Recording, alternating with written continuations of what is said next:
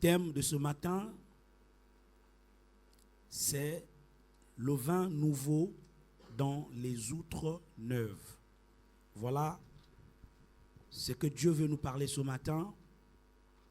Et si vous avez écrit le thème, nous allons donc nous mettre debout pour lire la parole de Dieu dans le livre de Matthieu, chapitre 9, au verset 17. On ne met pas non plus du vin nouveau dans des vieilles outres. Autrement, les outres se rompent, le vin se répand. Et les outres sont perdues, mais on met le vin nouveau dans des outres neuves. Et le vin et les outres sont conservés. Amen. Parole du Seigneur. Nous pouvons nous asseoir. Alors, je vais expliquer déjà d'emblée pour que vous compreniez c'est quoi les outres.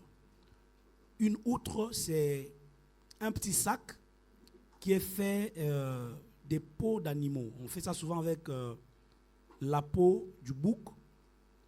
Et ce petit sac est conçu pour contenir des liquides tels que de l'eau, mais aussi du vin. Et donc, les outres sont des contenants qui sont prêts à recevoir du contenu qui peut être le vin ou l'eau, comme je l'ai dit tantôt.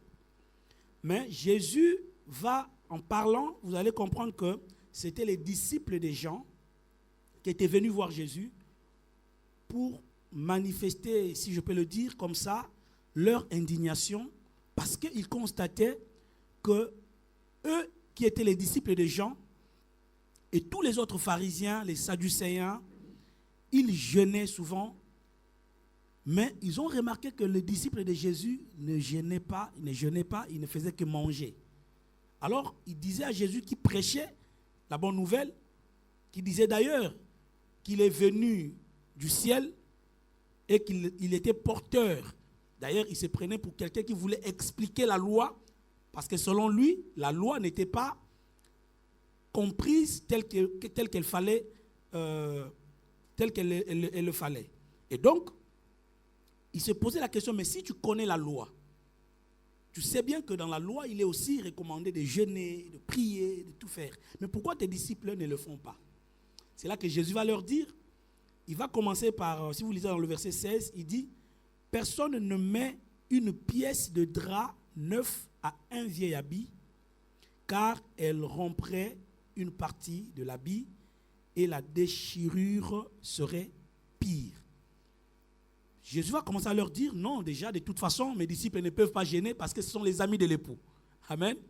Donc, ils ne peuvent pas jeûner, mais le temps arrivera où ils jeûneront quand l'époux leur sera ôté. Si l'époux n'est plus là, là, ils doivent jeûner. Mais après, il leur dit qu'il est impossible que l'on prenne un habit qui est déjà vieillissant et le coudre ensemble avec un habit qui est neuf.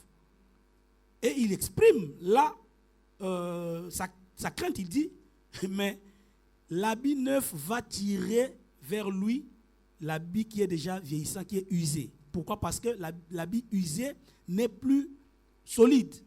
Et donc, quand il y aura un petit étirement, automatiquement, l'habit qui est vieux ou qui est usé va se déchirer et s'attacher sur l'habit qui est neuf. Et c'est là aussi qu'il va aussi parler des outres. Il dit de même manière, on ne peut pas aussi mettre un vin qui vient d'être tiré, un vin qui est nouveau, pour le mettre dans des outres qui sont déjà vieilles. Et il montre là quand il dit, sinon les outres vont se déchirer, non seulement qu'on perdra et les outres, mais on perdra également le vin. Qu'est-ce qu'il faut faire? Il faut mettre les vins nouveaux dans des outres neuves, qui sont encore en bon état. C'est dans cette condition-là que les outres et le vin peuvent être conservés. Mais qu'est-ce que tout cela veut dire ou encore veut signifier? Pour nous surtout. Oui, Jésus l'a dit, mais qu'est-ce que Jésus voulait dire et qu'est-ce que nous pouvons tirer comme leçon, comme exhortation, comme édification dans ce qui est dit ici dans Matthieu chapitre 9 verset 17. La première des choses, nous devons savoir que de la même manière que les outres représentent des contenants, nous également, les chrétiens, nous sommes vus ou présentés comme des contenants. Ça veut dire que nous avons été conçus pour contenir quelque chose, pour contenir un dépôt. Et donc, si le vin est un contenu, quant à nous, notre contenu, c'est le Christ. Ça veut dire, en d'autres termes, nous avons été créés, formés comme tels, pour recevoir en nous le Christ. Donc le Christ doit se former en nous. Il doit habiter en nous. Il doit se contenir en nous. Et si on peut aller dans cette figure de style qui est utilisée ici, dans le chapitre 9, le verset 17 de Matthieu, on pourra aussi dire que si Christ vient en nous, il faut que nous soyons en bon état. Sinon, nous allons non seulement perdre Christ, mais aussi nous allons nous perdre nous-mêmes. Alléluia. Et vous savez, quand le vin est tiré, nouvellement, il n'est pas trop fort. Plus il reste longtemps, plus il se libère. Il libère des je ne sais pas si comment on appelle ça, vous qui êtes peut-être connaisseur de ces choses-là. Il va donner une sorte d'acidité ou je ne sais pas moi quoi, qui va faire à ce que, on appelle ça quoi? Voilà, la fermente qui va faire que ça commence à faire pression sur les autres. Alléluia. C'est dans cette condition-là que les outres doivent être solides. Plus le vin est en train de pomper, les outres doivent résister. Mais un vieux vin a déjà été fermenté, après il n'a plus de pression à libérer. Donc quand on le met dans des outres anciennes, ça ne fait rien. Parce qu'on sait que bon, il n'a plus de pression à exercer sur les outres.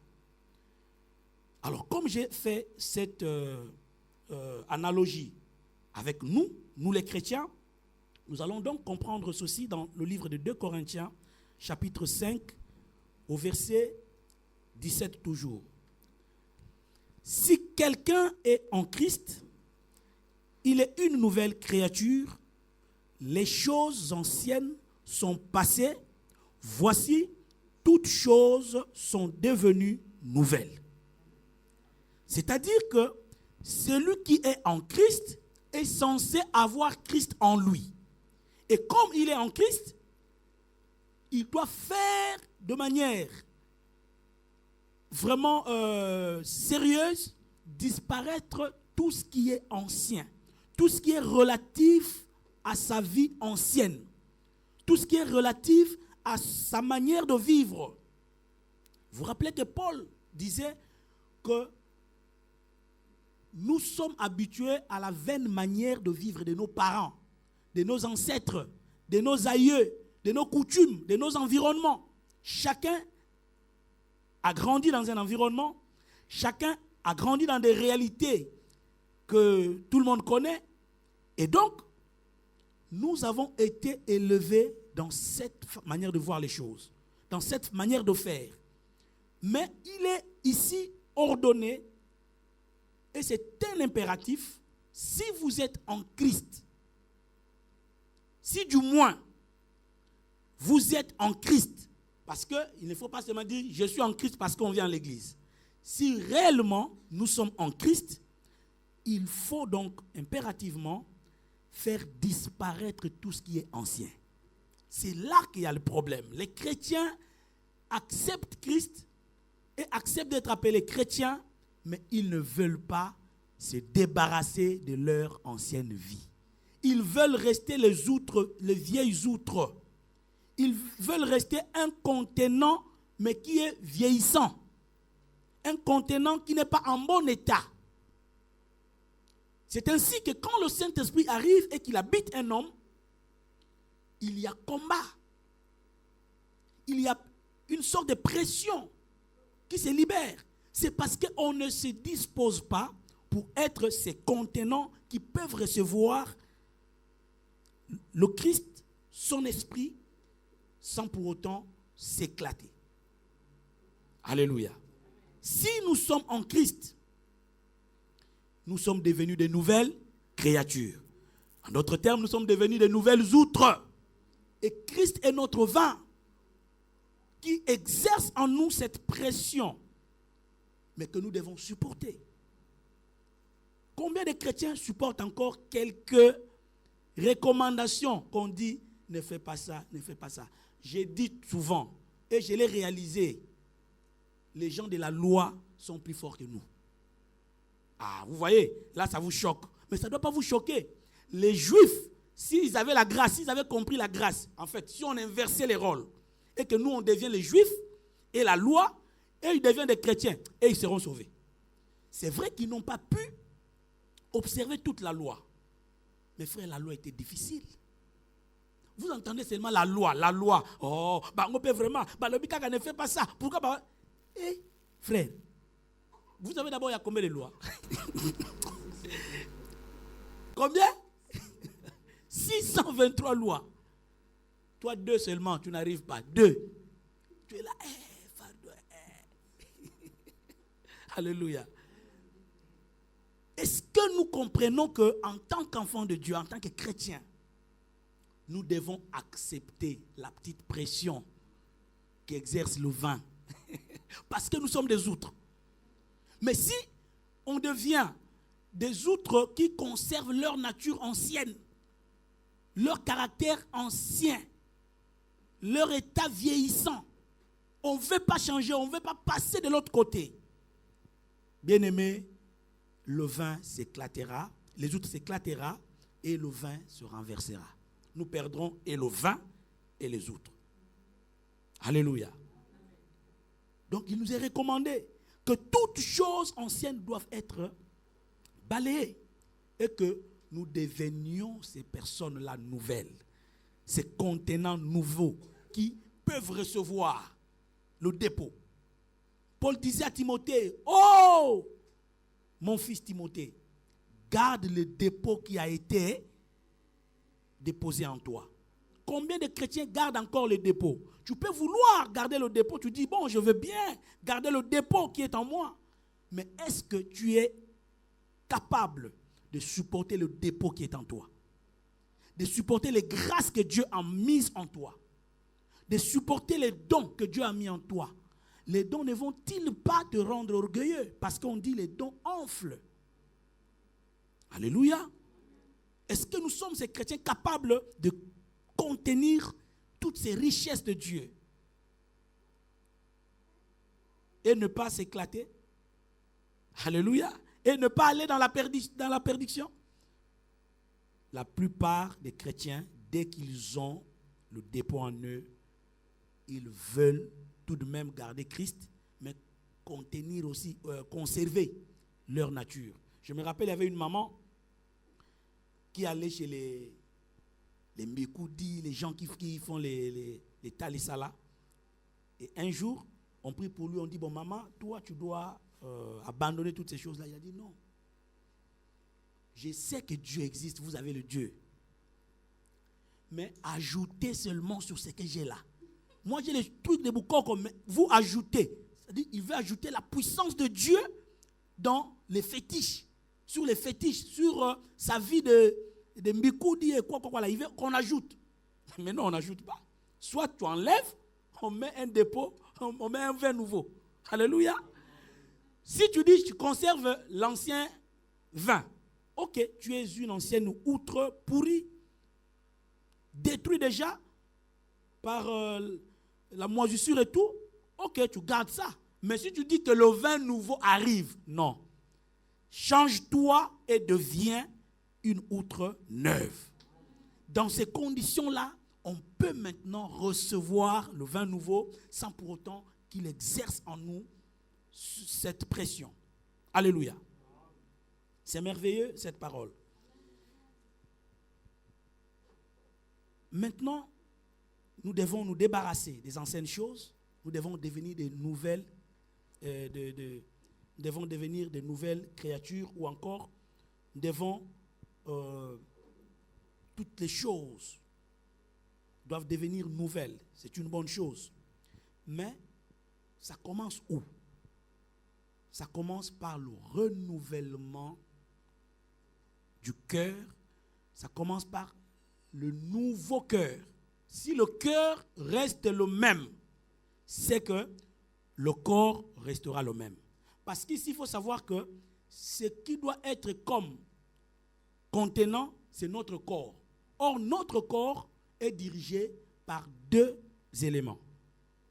Notre esprit et notre âme. Mais l'âme et l'esprit, je vais aller vite en besogne, je vais y arriver, mais je reviens d'abord, qu'on lise d'abord un passage et je vais développer après. Lisons d'abord Psaume chapitre 51, verset 12.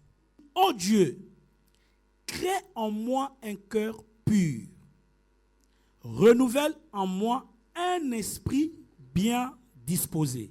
Regardez bien les paroles que David dit ici. Il dit à Dieu, il fait la prière à Dieu en disant, crée en moi un cœur pur et renouvelle en moi un esprit bien disposé.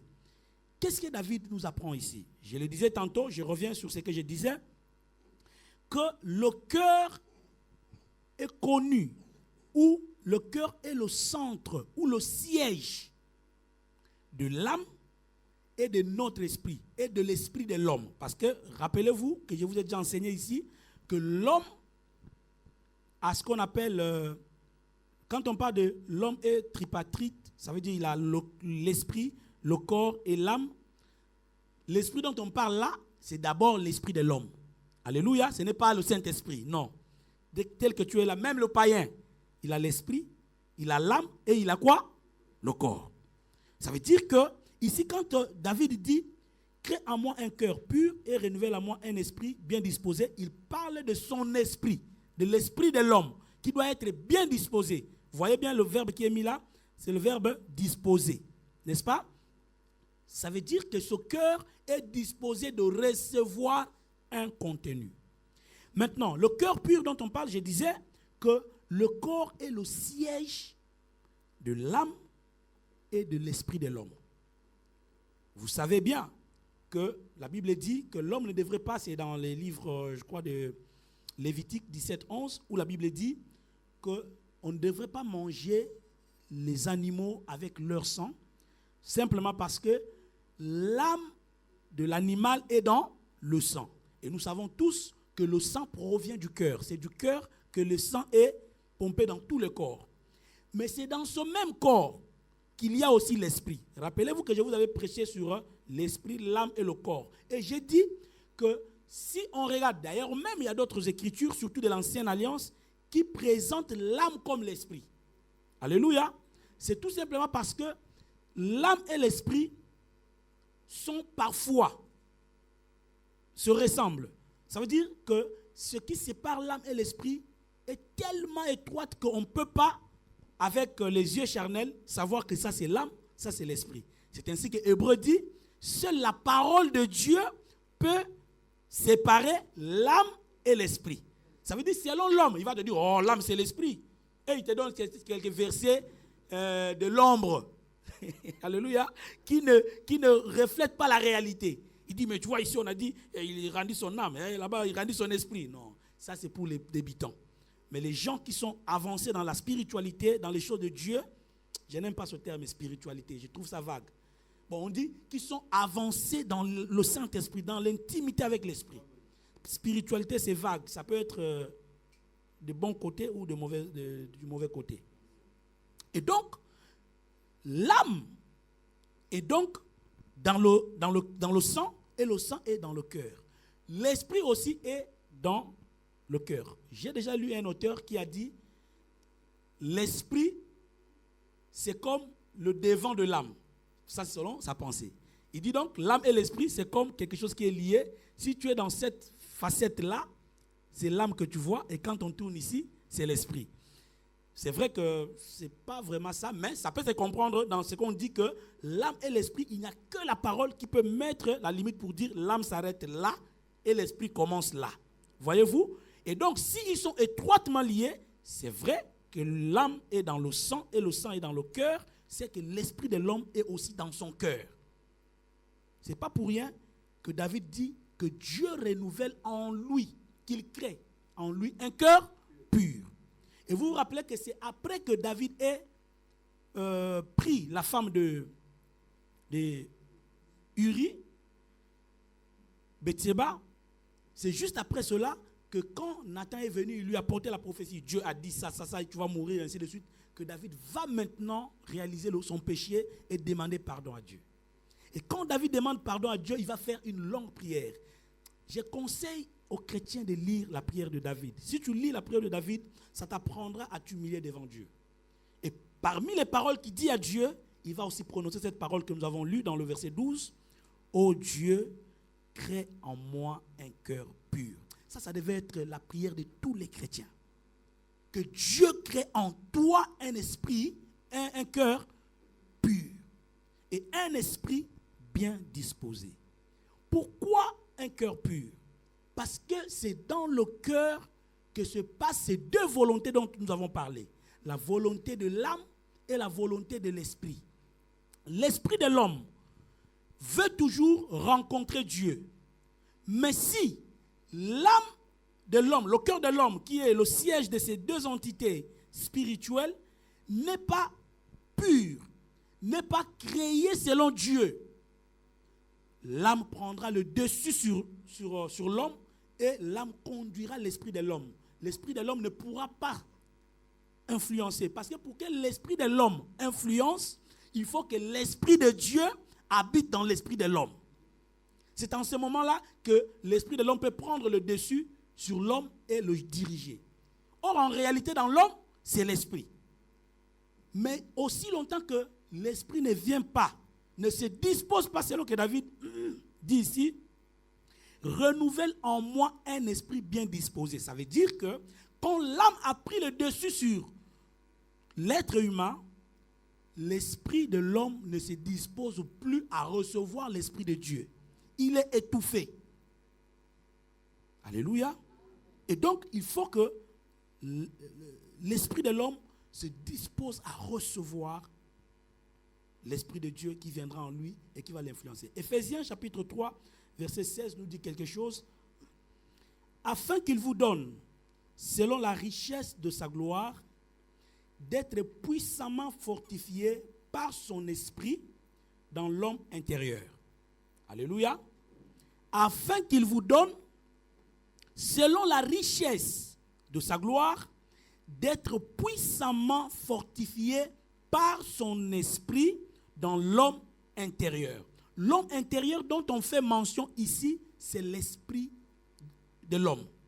Et donc, l'esprit de l'homme est fortifié puissamment par l'esprit de Dieu. Voilà pourquoi on dit fortifié par son esprit dans l'homme intérieur.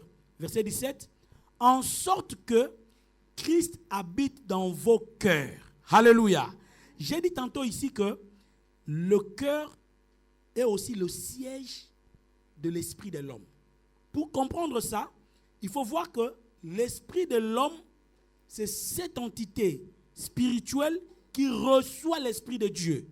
Et quand il reçoit l'esprit de Dieu, comme lui, il est dans le cœur de l'homme, l'esprit de Dieu vient habiter dans le cœur de l'homme. C'est ainsi Paul dit ici, en sorte que Christ habite dans vos cœurs par la foi, afin qu'étant enracinés et fondés dans l'amour, vous puissiez comprendre avec tous les saints quelle est la largeur, la longueur, la profondeur et la hauteur de l'amour de Dieu. Alléluia. Et donc c'est dans ça que le chrétien doit savoir que oui, nous devons être ces nouveaux contenants, ces outres neuves. Mais ça commence où? C'est dans le renouvellement et la pureté de notre cœur. C'est là que tout part. Ce n'est pas pour rien que Dieu va dire dans Genèse que le cœur de l'homme, les pensées du cœur de l'homme sont mauvaises depuis sa jeunesse. Parce que l'homme laisse toujours ses mauvais désirs prendre le dessus sur la volonté de Dieu, sur la parole de Dieu, sur le bien, sur ce qui devait normalement être fait. Et cela ne nous permet pas d'être ces contenants qui reçoivent la parole de Dieu, ces contenants qui reçoivent le Christ. Et quand on dit afin que Christ habite en vous, dans vos cœurs, Christ habite dans nos cœurs par la foi. Mais tout ce qui est lié à la foi est spirituel. Alléluia. Car la foi est spirituelle. Et donc, il vit en nous en esprit. Il ne vit pas en nous dans la chair, en esprit. Mais il habite dans notre corps. Il habite dans notre cœur. Et quand il habite dans notre cœur, il transforme le cœur. Il crée un cœur pur. Un cœur pur qui est un nouveau cœur. Et c'est à partir de ce cœur-là que l'être commence à devenir un être nouveau. Alléluia. Est-ce que ça rentre? Et dès que le cœur est créé, il est maintenant un cœur nouveau qui reçoit un contenu qui est le vin nouveau. En ce moment-là, il influence tous les corps. C'est ainsi, ce n'est qu'après ce processus-là que le corps de l'homme devient ou appartient maintenant au Seigneur. Alléluia. Et si cela n'est pas fait, le corps de l'homme, qui est censé être l'appartenance de Dieu, ne le sera plus. Ça veut dire que Jésus ne viendra pas habiter en nous. 1 Corinthiens 6, on va lire le verset 13. Verset 13, et nous lirons également le verset 19 et 20. On commence par le verset 13.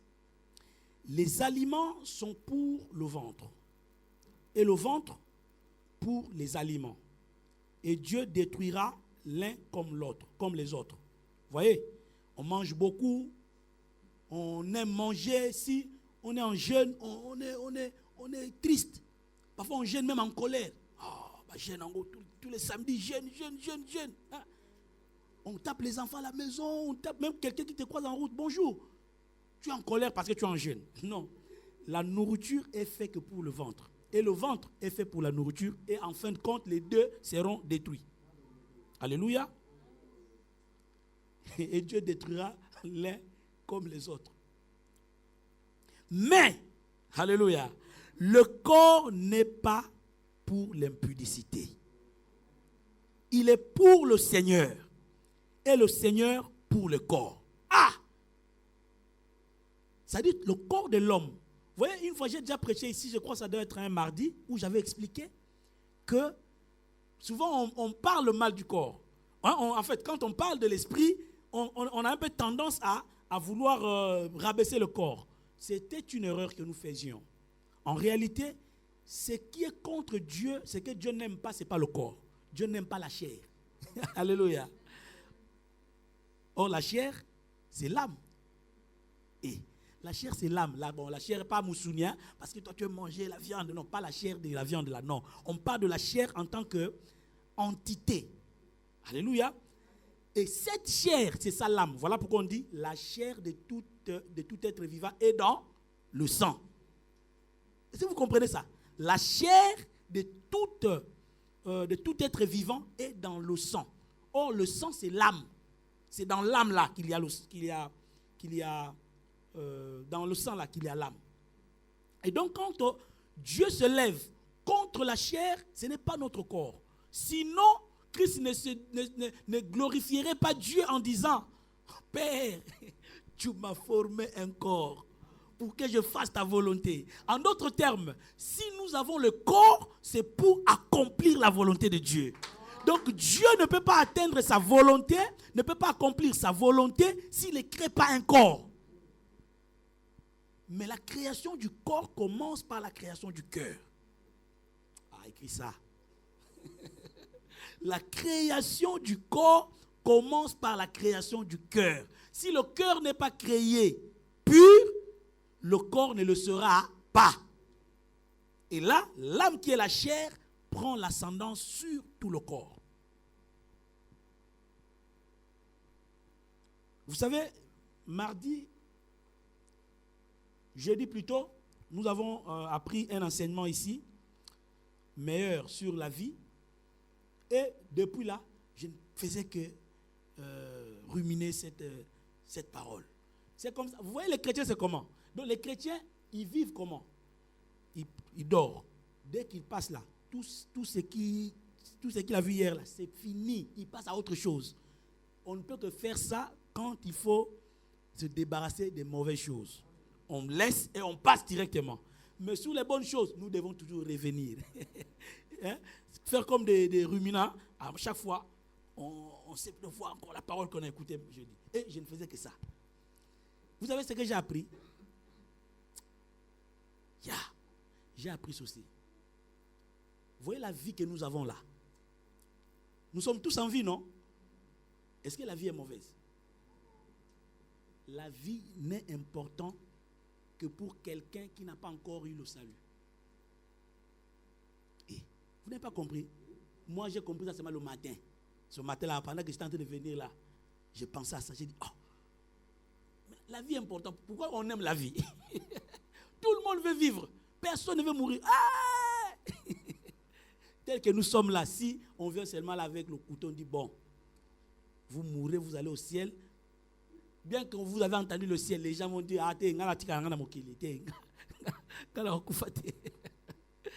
la vie est importante que pour des personnes qui n'ont pas encore eu le salut. Si tu as déjà le salut, la vie ne te sert plus à rien. C'est ça. Ça veut dire si Dieu conserve la vie à quelqu'un, c'est pour qu'il ait le salut. Dès qu'il a le salut, c'est bon, il vit maintenant normalement. C'est bon, il peut mourir à tout moment. Ça veut dire que s'il meurt, ayant déjà le salut, ce n'est pas une perte. Mais celui qui n'a pas encore reçu le salut, s'il meurt, c'est une perte énorme. Et ça, on ne rattrape pas ça. Alléluia. Parfois, nous donnons l'importance à la vie. Nous qui avons déjà reçu le salut, frère, oui, on peut vivre, mais ce n'est pas ça. Hein? Ça dit que protéger la vie. Il y a des gens, frère, même si on a un bouton de milliers, pas. Dermatologues. Moi, justement, les dermatologues, ils existent aussi au Congo. Hein? Les dermatologues, ils sont au Congo. Ils ont aussi les clients. Moi, vraiment, ils vont fermer leur cabinet. Je vois le bouton là. Confort. Waouh. Alléluia. Non, c'est pour dire que parfois nous aimons la vie. Oui, la vie est très importante. La vie est bien. C'est vraiment bien pour nous.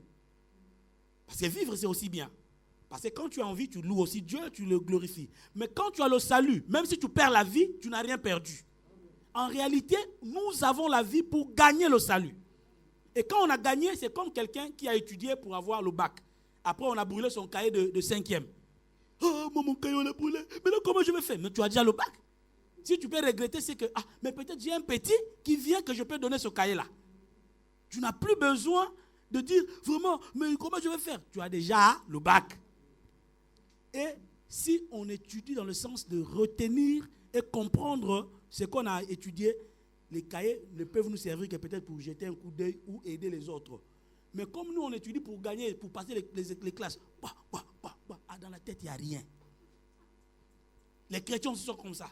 Ils veulent seulement garder la vie parce qu'ils savent en fait qu'ils gardent la vie pour manger, pour avoir des femmes, pour construire les maisons, rouler dans les voitures et faire l'orgueil. Parfois, quelqu'un déjà passé, il baisse là. Il se fait, appelez-le. Après, il fait seulement ça. Tu peux aussi passer seulement, ça fait quoi? On aime la vie. C'est bon la vie. Mais la vie est bonne si nous avons le salut. Dès que nous avons le salut, pour nous, la mort est un gain. On commence maintenant à attendre notre salaire. Alléluia. Mais pour ceux qui n'ont pas encore reçu le salut, Dieu te garde en vie peut-être parce qu'il veut que tu reçoives d'abord, que tu gagnes le salut. Alléluia. Et donc, voilà pourquoi, quand tu as la vie, il faut profiter. Il faut profiter. Le premier profit, c'est avoir Christ. Amen, amen. Et c'est ça. Donc, il dit ici, mais le corps n'est pas pour l'impudicité, il est pour le Seigneur et le Seigneur pour le corps. À qui appartient ton corps? Et ton corps, est-ce qu'il sait aussi que le Seigneur, non, qu'il appartient au Seigneur et que le Seigneur aussi appartient à son corps? Parce qu'on dit, le corps est pour le Seigneur et le Seigneur pour le corps. Ça veut dire que Jésus, tel qu'il est là, il a été fait pour habiter en toi. Mais est-ce que tu en as la conscience? Est-ce que tu en as c'est-à-dire que tu comprends même la véracité? Les chrétiens ne le comprennent pas. Les chrétiens vivent leur vie normalement. Tout ce qu'ils veulent, c'est que je vais construire la maison, je vais rouler carrosse. Oui, tout ça là, c'est bien. Mais ton corps est pour le Seigneur. Et quand le corps est pour le Seigneur, ce qu'on fait, c'est conserver le corps dans la pureté. Et cette pureté commence dans le cœur. On a dit, crée en moi un cœur pur. Et dans Matthieu, Jésus va dire encore, le royaume des cieux est pour ceux qui ont le cœur pur. Heureux, ceux qui ont le cœur pur. Mais pourquoi on dit qu'ils sont heureux? Eh bien parce que leur corps deviennent en ce moment-là des outres neuves qui peuvent contenir le vin nouveau qui est le Christ, qui viendra dans nos cœurs, dans nos corps, habiter sans qu'il y ait des scandales. Parce qu'il y a des gens, il est scandalisé dans les choses de Dieu. Les questions que si on se pose, on arrête parfois de penser que c'est extraordinaire ça. Non. Vous voyez, on vous montre dans des films, des femmes, tu vois la femme, tu dis, hey, est-ce qu'il va aussi aux toilettes? Est-ce qu'il mange? Est-ce que... Oh frère, tout le monde meurt. Et quand tout le monde meurt, ça veut dire que le corps reste le même. Qu'il soit beau ou pas, c'est le corps. Qu'il soit infirme ou pas, il doit être pour le Seigneur. Ce qui est quelque chose, ce n'est pas d'avoir un bon corps, un beau corps, un joli corps, mais c'est d'avoir un corps qui est pour le Seigneur. Peu importe son état. On entretient notre corps, non? On achète des savons, les quoi, les beautés. J'ai vu une de mes filles sur Facebook. Il a mis là, je ne sais pas moi qui l'a, Beauty. Yeah, les gens l'appellent. En fait, hein, elle est là pour rendre les gens belles. Aïe, aïe, aïe. Les femmes vont aller là-bas. Maman, peut-être qu'on a mis ma foute.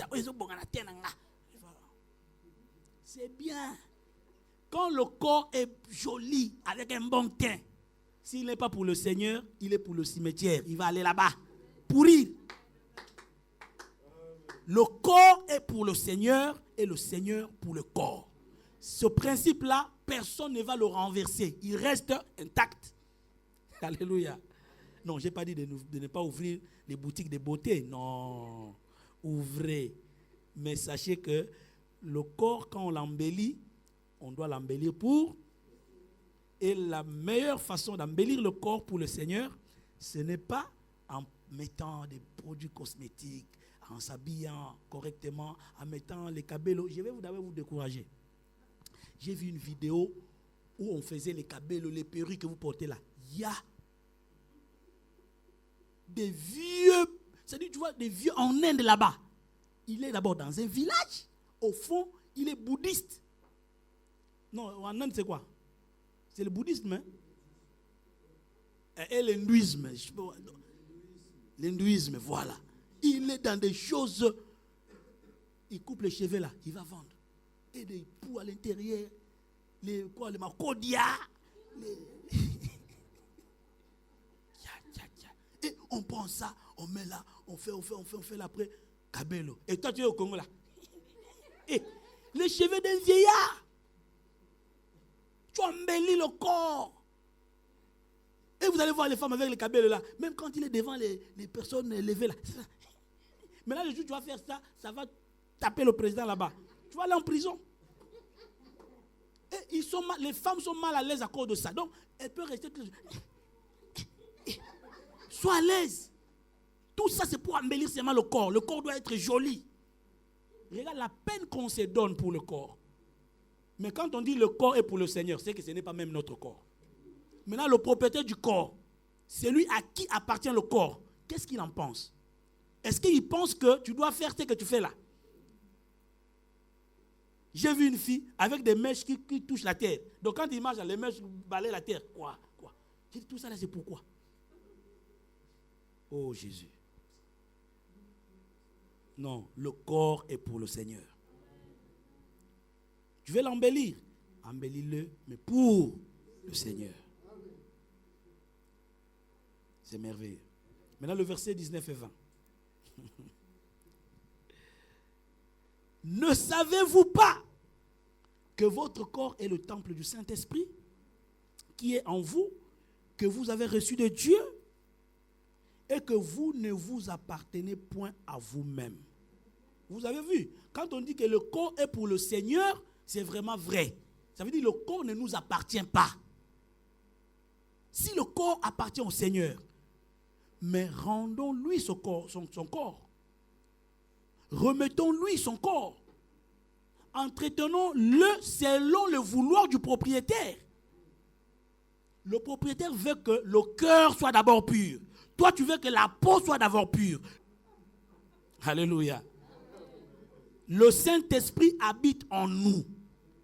Le propriétaire, c'est le Saint-Esprit, c'est Dieu, c'est Christ. Ça veut dire, nous ne nous appartenons plus à nous-mêmes. On peut prendre l'exemple de la femme. Bon, c'est vrai que les femmes aujourd'hui, il est chez lui, chez son mari, mais il pense qu'il s'appartient toujours.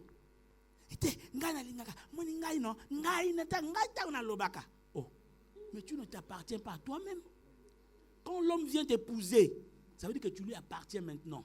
Il peut dire, bon, chérie, ta robe, et puis le roi 8. Donc ici, là, gros, après, gros encore, 8. Mais toi, tu fais seulement des trucs. Ça, c'est toi. Mais ton mari dit, je ne veux pas ça. Habite-toi comme voudrait le propriétaire du corps. C'est ainsi que Paul va dire au couple, il dit, la femme doit savoir que son corps ne lui appartient plus. Et que l'homme aussi doit savoir que son corps ne lui appartient plus. Est-ce que vous comprenez la pensée de Paul? Et il va aller loin pour dire, l'homme vient de la femme et la femme vient de l'homme. De toute façon, les deux viennent de qui? Amen. Et donc, c'est à cause du fait que nous venons de Dieu, nous provenons de Dieu, que notre corps ne nous appartient pas. Mais on est là à s'accaparer. Trop de moi. Maintenant, le propriétaire du corps dit, sois en jeûne. Toi, tu as peur parce que ici, là, ça va rentrer. Maintenant, depuis que tu es gros, je connais une soeur comme ça. Elle était trop belle, mais elle était mince. Pour elle, ce n'était pas ça. Elle devait être bombée dans le temps de talent. Ça dit, ya, vimba.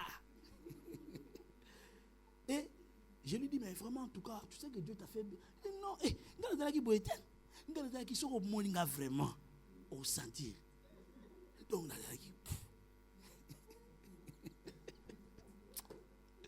vous voyez, les gens aiment être comme ça selon leur goût. Mais est-ce que Dieu veut que tu sois comme? Dieu veut que tu gênes parfois, que tu diminues encore. Quand tu es mince là, il va maintenant voir un homme, il dit bon, va. De toute façon, que tu le traites bien ou pas, ce que Dieu veut est un cœur pur. Et vous voyez ici, David dit que Dieu crée en lui. Ça veut dire quoi? Le corps de David ne lui appartient plus. Il dit à Dieu crée. Mais quand on s'accapare de notre corps, on veut décider à la place de Dieu. Dieu ne peut rien faire. Alléluia. Le corps est à Dieu. Car vous avez été rachetés à un grand prix. Vous voyez pourquoi le corps ne nous appartient plus. Alléluia.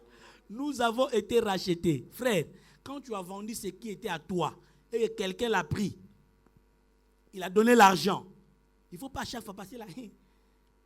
Oh non, ça c'est un mauvais esprit. Tu as vendu, non? Et quand tu as vendu, c'est fini. Ne dis plus aux gens, c'était pour moi. Donc quand ils voient les gens, vraiment, c'est moi qui l'avais vendu ça? Non. Aussi longtemps qu'il a déboursé de l'argent, c'est un prix. Donc il a racheté ça, c'est fini, c'est fini. Mais Christ, on dit, il nous a rachetés à un grand Vous savez pourquoi on parle du prix du rachat de Christ comme étant un grand prix? Parce que c'est le prix du sang. Le sang n'a pas de valeur. On ne peut pas mettre une valeur, dire bon, le sang peut, voilà, ça peut aller dans les... Non. C'est un prix inestimable. Un prix qu'on ne peut pas, en tout cas, calculer. C'est à ce prix-là que tu as été racheté.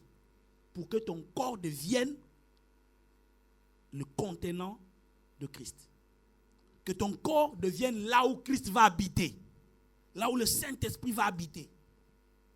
Mais non, toi tu veux décider comme tu veux faire tout ce que tu veux. Tu livres ton corps à l'impudicité, à tout ce que tu sais. À la luxure. Avant, on croyait que quand on parle de luxure, c'est seulement les choses chères. Frère, luxure, c'est l'amour du sexe. On dit, c'est l'amour du sexe et du plaisir égoïste. Ça veut dire que quand tu vois, quand quelqu'un est impudique, c'est que c'est un égoïste. Assez égoïste. Donc l'égoïsme, c'est le fait de vouloir se satisfaire. Parce que dans l'impudicité, l'homme ne cherche que sa satisfaction d'abord. Qu'on ne vous trompe pas. Oh, non, il ne fait pas pour satisfaire la femme, il fait pour lui. Même quand il veut que la femme soit satisfaite, pour la femme, que la femme dise tu penses qu'il le fait pourquoi? Pour lui. Donc tout ce qu'on fait dans l'impudicité, c'est pour plaire à soi-même. Même les chrétiens sont dans ces choses-là. Un chrétien, il prie, il parle en langue, après il va à la maison, il voit les petits qui vendent les arbres, là, les racines. Le petit commence à venir.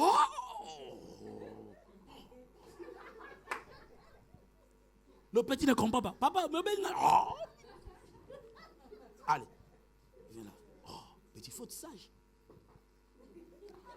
Aux Anankourou. Mais un chrétien, il vient aussi à l'église, il chante, il danse, il fait tout.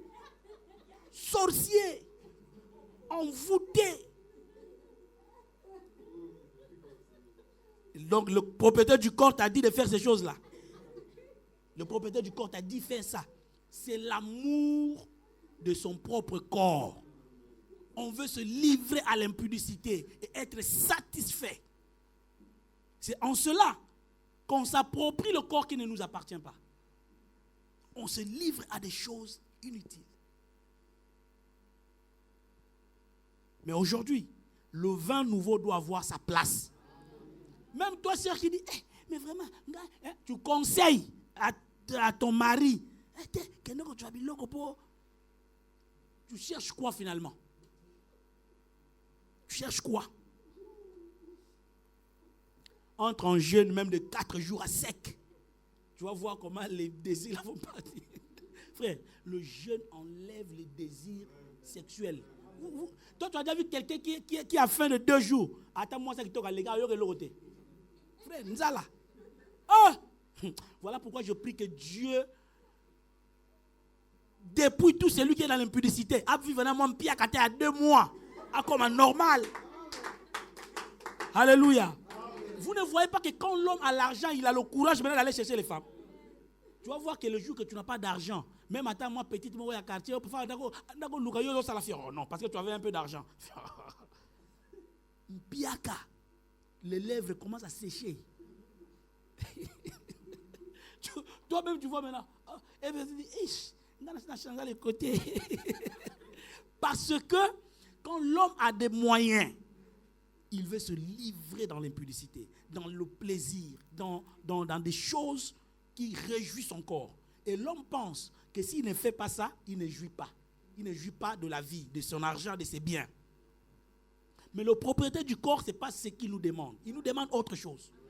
Il veut que nous gênions. Il veut que nous lisions la parole de Dieu. Il veut que nous prions. Il veut que nous fassions des bonnes actions. Que nous prêchions la parole. Que nous apportions l'évangile à ceux qui sont au loin. On ne le fait pas. Parfois même pour prier, on a sommeil. Mais 5 heures, on se réveille. Moi, je me rappelle, j'avais un professeur.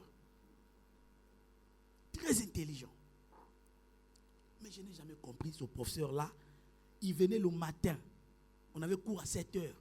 Il a déjà l'odeur de de la boisson. J'ai dit, et s'il n'a pas bu, il y a des choses, il va vous donner là, vous dire, oh mais monsieur là, je t'ai trompé, non? Ah, mais s'il boit, les yeux deviennent rouges. Là, il marche là. Oh, frère, même si tu l'amènes X au carré, il ne peut même pas calculer, il te dit déjà, oh, c'est 6. Donc, lui, il est intelligent quand il est dans ce truc-là. Non, mais comment on peut amener le corps jusqu'à ce point-là? C'est parce qu'on pense qu'on décide sur notre propre corps. C'est ça le problème. Mais si on sait que le corps ne nous appartient pas, il appartient à Christ. Parce que Christ nous a rachetés à un grand prix. Qu'est-ce qu'on fera? La Bible dit, glorifiez donc Dieu dans votre corps et dans votre esprit qui appartiennent à Dieu. Vous voyez, quand il habite dans nos cœurs, son esprit habite dans notre esprit. Ce n'est que là que le cœur, qui est le siège de l'âme et de l'esprit, va faire à ce que le corps glorifie Dieu et l'esprit aussi glorifie Dieu. Et en ce moment-là, que tout va maintenant s'arranger et nous pouvons maintenant rendre gloire à Dieu. Pour finir, je vais parler d'un principe, le principe de la résurrection. Je vous ai déjà promis ici que je vais vous enseigner sur la résurrection. La résurrection, c'est parmi des mystères qui sont vraiment très importants à connaître. Mais j'aimerais que ça soit comme un enseignement en série pour que vous compreniez ça. En fait, on parlera de la moisson et c'est dans la moisson qu'on parlera de la résurrection. Vous allez beaucoup aimer. Mais aujourd'hui, je vais parler de quelques points pour comprendre un fait. Parce que si vous remarquez, vous lisez Romains par exemple, on nous dit que nous mourrons en Christ. Amen, amen.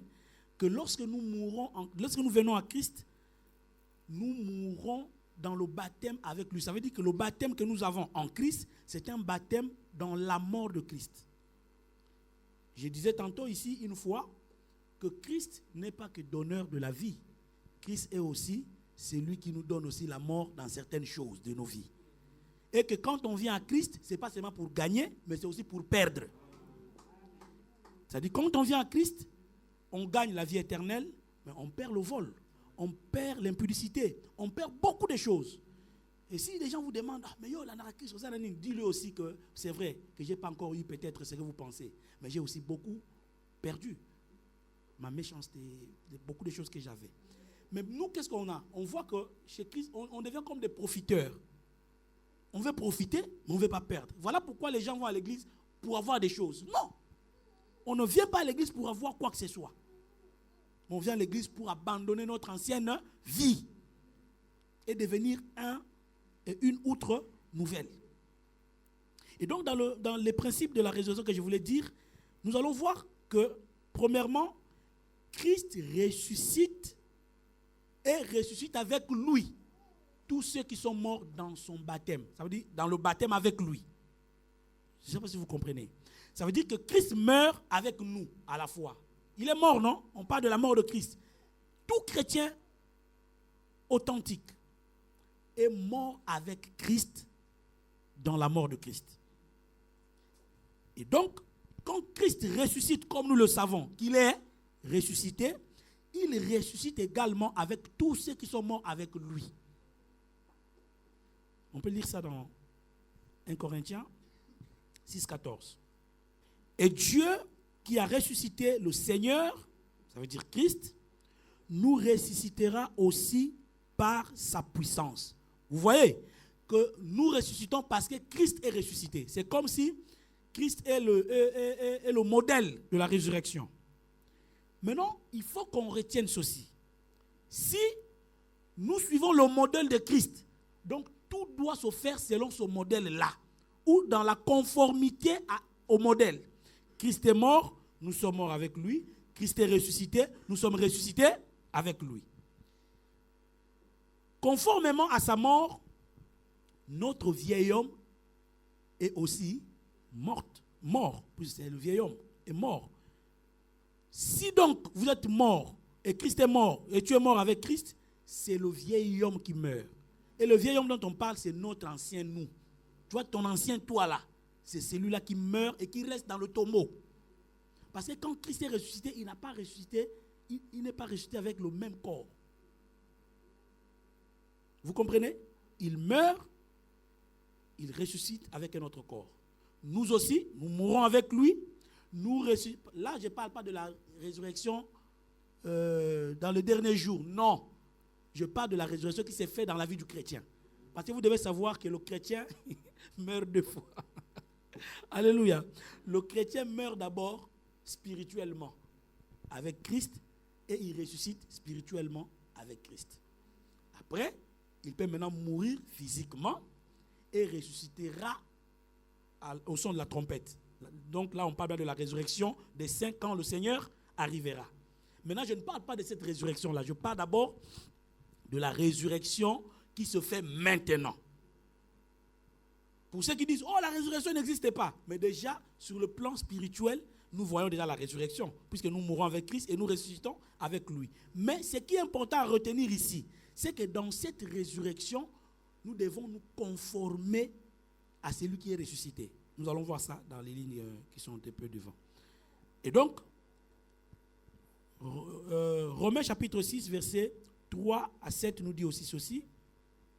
Ignorez-vous que nous tous qui avons été baptisés en Jésus-Christ, c'est en sa mort que nous avons été baptisés. Nous avons donc été ensevelis avec lui par le baptême en sa mort, afin que, comme Christ est ressuscité des morts, par la gloire du Père, de même nous aussi, nous marchions en nouveauté de vie. Alléluia. Vous comprenez ce que j'ai dit? Que lorsque nous mourons avec Christ, Christ est ressuscité, nous qui ressuscitons avec Christ, automatiquement, nous marchons en nouveauté. Et, pardonnez-moi si je vous ai offensé. Ah. Bon, vous voulez, bon, ça va, on change les prédications. Bien-aimés, Dieu va vous bénir. Ah. Là, je serai menteur. Alléluia. Puisque la parole que Dieu m'a donnée, ce n'est pas celui-là, ce n'est pas celle-là. Dieu m'a dit, va dire à mon peuple de devenir un vin et des outres nouvelles. Et je n'apporte que la parole que Dieu m'a donnée. Mais combien de kanda dans le bien amen, kanda.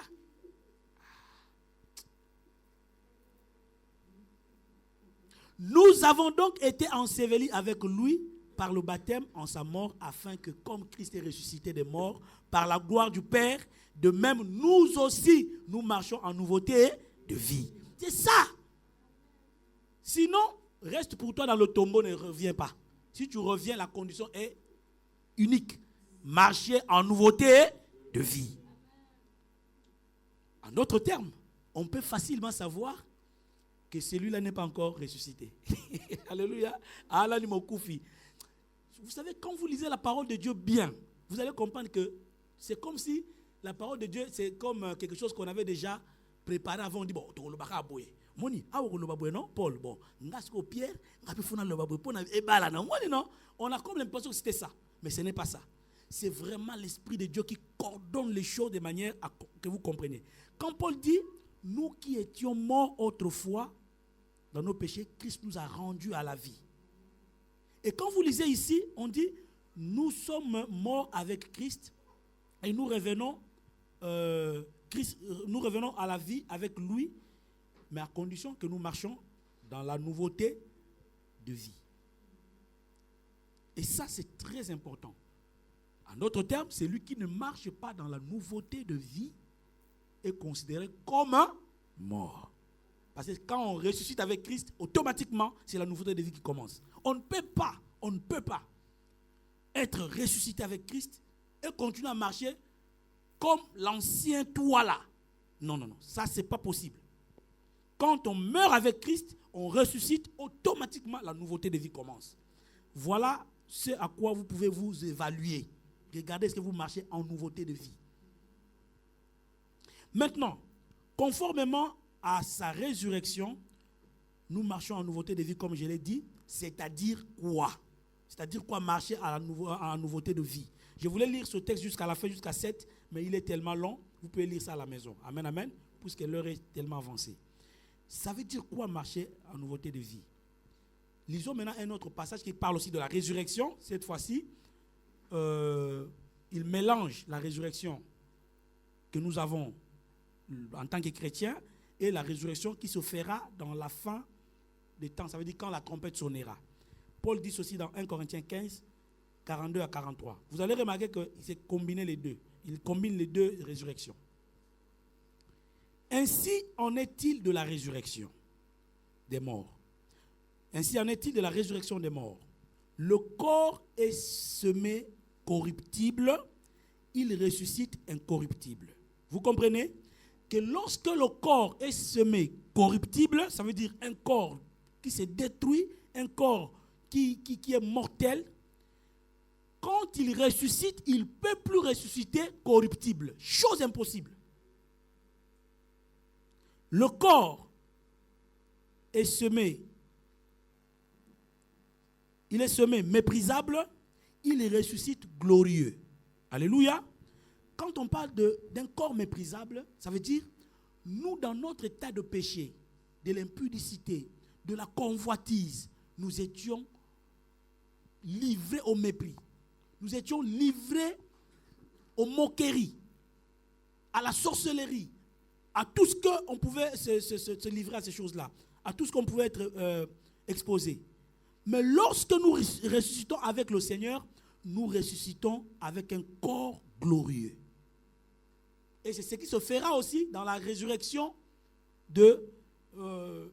la dernière résurrection, ça veut dire la résurrection lorsque la trompette sonnera. La Bible dit quoi? Nous ceux qui sont morts avant nous, en un clin d'œil, vont ressusciter et nous allons tous être transformés. Ils porteront le corps de gloire, nous porterons le corps de gloire pour ceux qui mourront, certainement. Alléluia. Et il dit, le corps est semé infirme, il ressuscite plein de formes. Alors, nos infirmités, c'est quoi? C'est notre manière de marcher de l'autrefois, notre façon de faire de l'autrefois. Mais lorsque nous mourrons et que nous ressuscitons, nous ne pouvons plus avoir ces mêmes infirmités-là. Non. On doit maintenant marcher fermement. Avant, tu ne pouvais pas voir une femme à moitié nue sans pour autant voyager dans tes pensées. Tu es mort avec Christ. Après, ça, c'était l'infirmité. Maintenant, quand tu meurs avec Christ, tu te réveilles, tu ressuscites.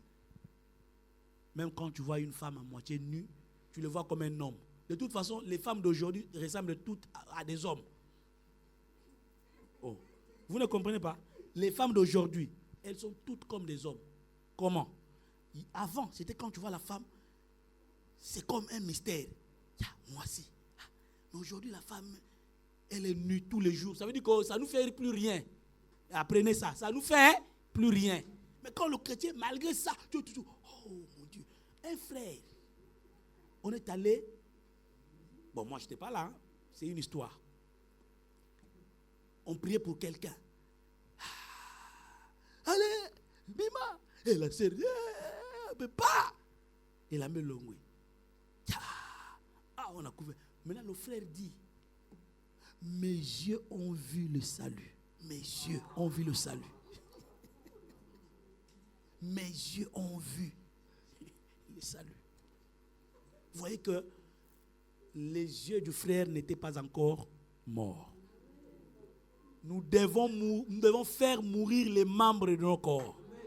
Nous devons faire mourir nos yeux, nos oreilles. Il y a des choses qu'on peut entendre, ça ne nous fait plus rien. Quand on n'a pas encore tué nos oreilles, il y a une nostalgie. Et maintenant tu te conseilles, tu dis non, ça c'est par rapport à la nostalgie. C'est comme si Dieu va te comprendre. Oh Seigneur, tu sais, moi c'est pas la musique d'aujourd'hui. Hein. Seigneur, moi c'est la musique des vieux là, des vieilleries. Tu te consoles avec ça. Oh, ça c'est juste la nostalgie, mais le cœur est à Christ. Après quand tu écoutes là, encore la musique des pères, hein, des cocobars là. Tu bouges la tête. Tu dis non, ça c'est pour les vieux là, c'était pas de péché. Oh, et c'était pour la gloire de qui? Voilà les chrétiens. Le corps n'est pas encore mort. Il est vivant. Ton corps est vivant. Il a toutes les sensations. Donc quand on fait ça, ça bouge. Ah, d'autres, chair de poulet bimi. Non. Quand on est mort avec Christ, chair de poulet mal sous-souté. Moi, ça aussi, vous voyez, même au travail, la femme vient là, il fait mon collègue, tu sens la chair de poule. Oh Jésus, oh Père. Non, frère, c'est rien. Tu dois voir ça comme ton frère, c'est-à-dire ta soeur devient comme ton frère. Si nous n'atteignons pas ce niveau-là, cette dimension-là, le corps n'est pas mort. Oh, le corps doit mourir. Quand le corps meurt, il meurt avec ses sensations. Avec ses yeux. Les yeux aussi vont mourir. Les oreilles vont mourir. Les pieds vont mourir. Tout. Le corps est semé, méprisable. Il est ressuscité en plein de force. Il est semé corps animal. Il est ressuscité corps spirituel. J'ai déjà enseigné ici qu'il y a 3 types de personnes. Il y a l'homme animal, l'homme charnel et l'homme spirituel. Et vous savez, beaucoup de chrétiens, ils pensent que ceux qui sont dans le monde, c'est des hommes charnels. Eux maintenant, ils sont des hommes spirituels. Non. Tu peux être à l'église, mais tu es un homme charnel. À l'exception près, tu n'es pas un homme animal parce que du moins tu sais qu'il y a un Dieu qui existe. Donc l'homme animal, c'est celui qui ne sait même pas que Dieu existe. Parfois il le dit, oh, Naïb Nzamba Zali. Non, Koyeba Nzamba Zali ne se décrète pas, ne se déclare pas. Koyeba Nzamba Zali, ça se manifeste lorsqu'on tourne les regards vers Dieu. Tu peux dire, oh, je sais que Dieu existe. Non, tu ne sais pas. Si tu sais, tu seras à l'église. Tu vas prier. Si tu ne pries pas, tu n'es pas chrétien, tu ne t'es jamais repenti, tu ne sais pas que Dieu existe. Et l'homme animal, c'est celui-là. Comme le proverbe dit, l'insensé dit dans son cœur que Dieu n'existe pas. Il ne dit pas oh. Vous avez vu? Je vous avais dit que l'insensé ne dit pas oh. Dieu n'existe pas, non. Oh, il dit Dieu existe. Oh, mais dans son cœur, il dit Dieu n'existe pas. Ça veut dire dans sa manière de faire.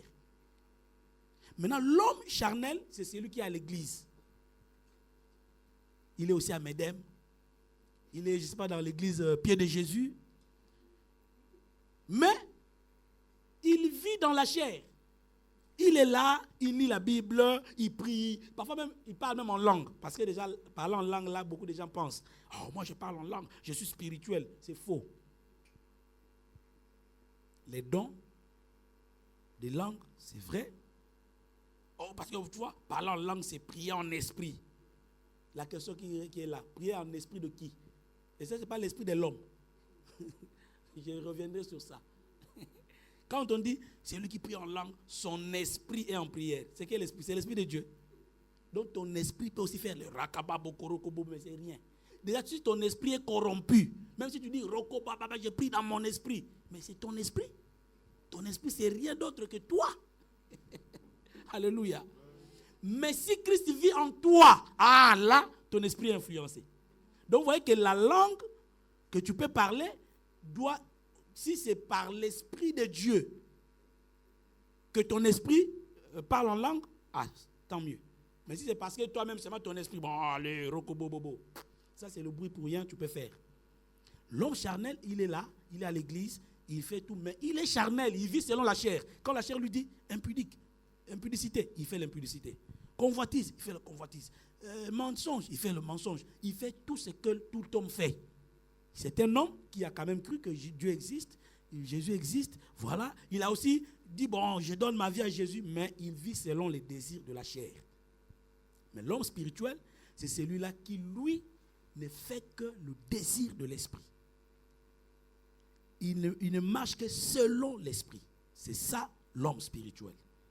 Et donc, on dit ici que quand le corps est semé corps animal, vous voyez, quand nous recevons le Christ, nous abandonnons notre état d'animosité, nous mourons, ce corps animal reste où? Dans le tombeau, et nous ressuscitons corps spirituel. Et lorsque nous ressuscitons corps spirituel, on ne doit plus marcher selon les désirs de la chair. Voilà pourquoi on nous dit, marchez selon l'esprit, vous n'accomplirez pas le désir de la chair. On n'a pas dit, ne marchez pas selon la chair, non. Comme vous êtes spirituel, vous êtes ressuscité des hommes spirituels, marchez donc selon l'esprit. Donc quand tu ne marches plus selon l'esprit, là tu commences à accomplir le désir de la chair. s'il y a un corps animal, il y a aussi un corps spirituel. C'est pourquoi il est écrit, le premier Adam devint une âme vivante, le dernier Adam est devenu un esprit vivifiant. Nous vivons par l'Esprit de Dieu et c'est cet esprit qui nous rend, qui nous donne la vie.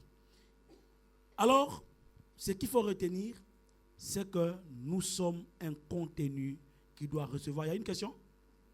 Nous sommes un contenu qui doit recevoir nous sommes un contenant qui doit recevoir le contenu qui est Christ.